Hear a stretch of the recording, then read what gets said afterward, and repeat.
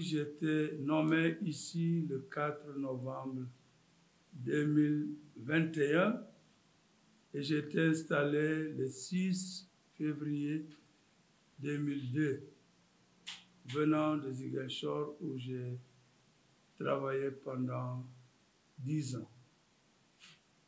Et donc, c'est un retour à la maison puisque, comme prêtre, j'ai travaillé ici de 1991 en 2006, soit 15 ans, comme prêtre de Ziguinchor, prêté au diocèse de Tambacounda. C'était sous la direction de Monseigneur Jean-Noël Diouf. J'étais son collaborateur pendant toutes ces années-là et je ne me suis jamais imaginé que après j'allais être son successeur. Donc, Rome m'a demandé, le supérieur de Rome m'a demandé de revenir pour poursuivre la mission.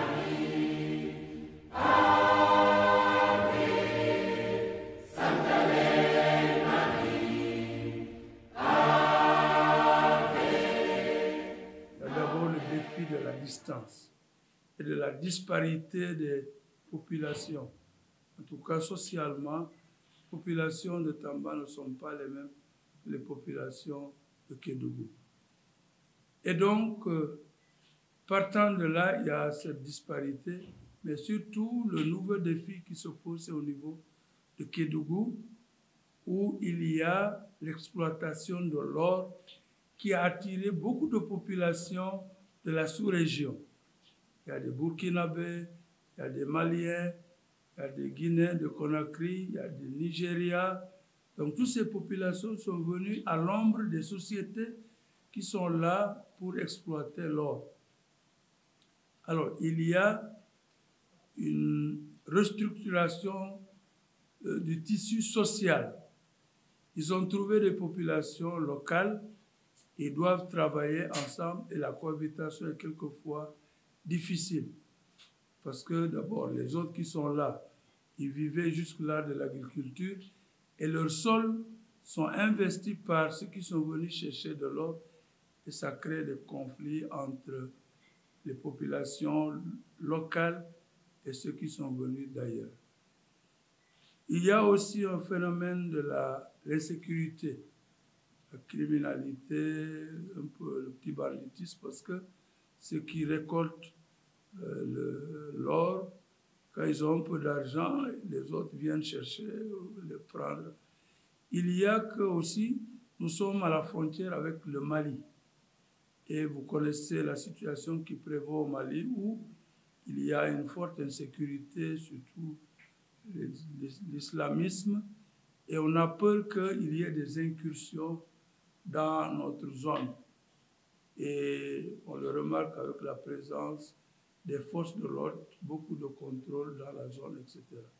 Donc ce sont tous ces défis-là qui viennent s'ajouter à notre mission d'évangélisation, qui est d'annoncer Jésus-Christ à toutes les populations de la région. Alors nous sommes en train de nous organiser. C'est quand je suis arrivé, il a fallu faire le tour pour apprécier la situation actuelle qui est différente de ce que j'ai laissé ici, puisqu'il y a une différence de 15 ans. Alors nous sommes en train de voir comment pouvons nous organiser pour pouvoir aller dans toutes ces zones-là, implanter des communautés sacerdotales et religieuses dans toutes ces zones-là pour que l'Église soit proche des fidèles. Notre Église est jeune. Elle a un peu plus de 25 ans, puisque mon prédécesseur a été ordonné en 1989. Et donc, nous sommes une église qui est en train de s'implanter. Il fut le premier. Il fut le premier comme évêque, mais avant lui, il y avait un administrateur, on appelle un préfet apostolique, qui a commencé à fonder les jalons du diocèse. Et donc, jusque-là, nous n'avons que 9 paroisses, avec un effectif de 28 prêtres diocésains, 18 diocésains, et nous avons 38 religieuses congrégations. Et donc, avec ce petit personnel que nous sommes en train d'animer l'église de Tambacounda. Le diocèse comprend les deux régions, Tambacounda et Kédougou. C'est 50 000 km². Et donc, du côté de Kédougou, on n'a que 2 paroisses. Avec l'étendue qu'il y a la zone de Kédougou et puis la zone de Salémata. Tandis que les autres sont dans la région de Tambacounda. 3 paroisses à Tambacounda, il y a une paroisse à Goudiri, une paroisse à Bakel, une fondation, elle n'est pas encore paroisse, une paroisse à Kumpentou, une paroisse à Kusana, une paroisse à Nguyen, c'est la zone. Nous sommes confrontés à l'animation régulière des communautés.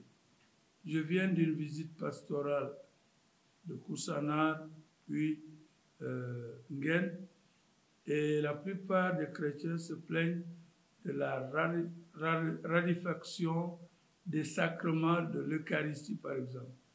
Les prêtres, souvent, ils sont 2 dans la paroisse et la paroisse est suffisamment étendue. Et les chrétiens n'ont pas toujours la chance d'avoir l'Eucharistie tous les dimanches.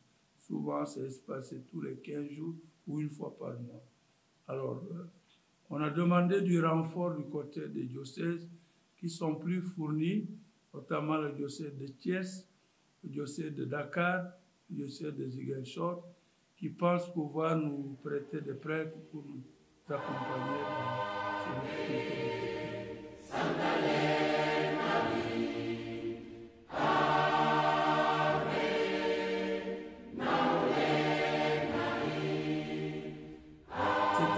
C'est à mon tour, comme évêque de Tambacounda, puisque j'ai été transféré, et avec moi, toute la communauté chrétienne du diocèse de Tambacounda.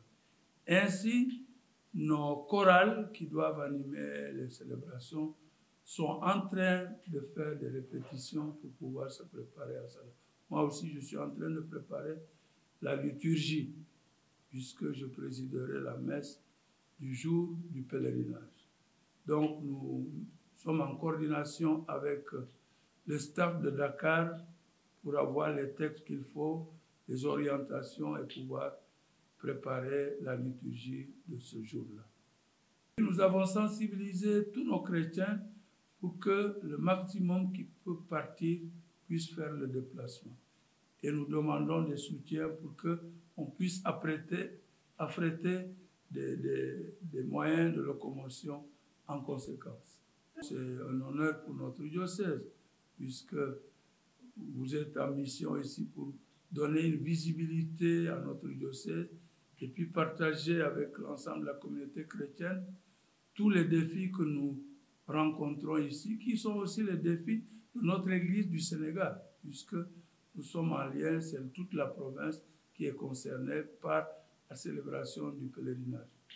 Donc nous partageons ce que nous vivons au quotidien et nos projets pour les années à venir.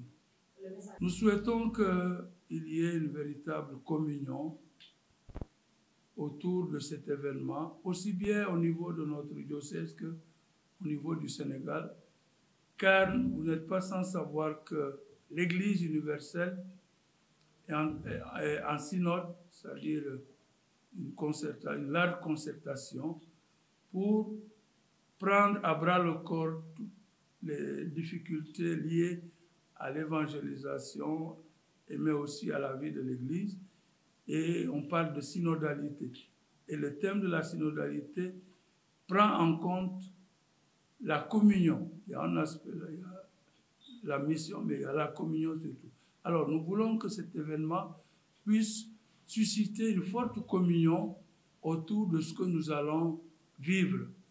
On dit que si on veut unir les gens, il faut les faire travailler ensemble. Et je pense que cet événement va nous aider à fédérer tous les efforts et tous les élans pour que vraiment notre communauté chrétienne de Tambacounda puissent être unis et communier autour de cet événement et au-delà.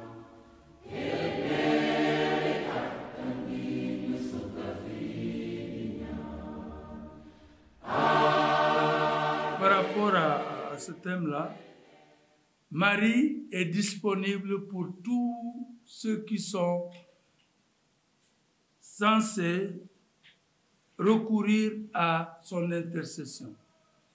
Et n'attend pas qu'on la... Elle est spontanée. Comme elle a aidé sa cousine Élisabeth, elle a partagé la nouvelle de sa vocation, de son appel. Elle est aussi proche de nous pour nous aider à accomplir notre mission.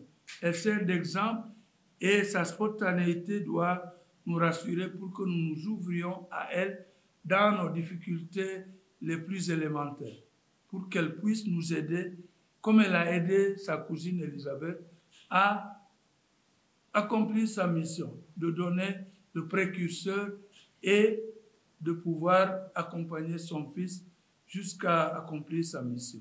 Nous aussi, nous sommes dans cette dynamique-là et chacun peut jouer un rôle dans l'Église et dans sa communauté en prenant en référence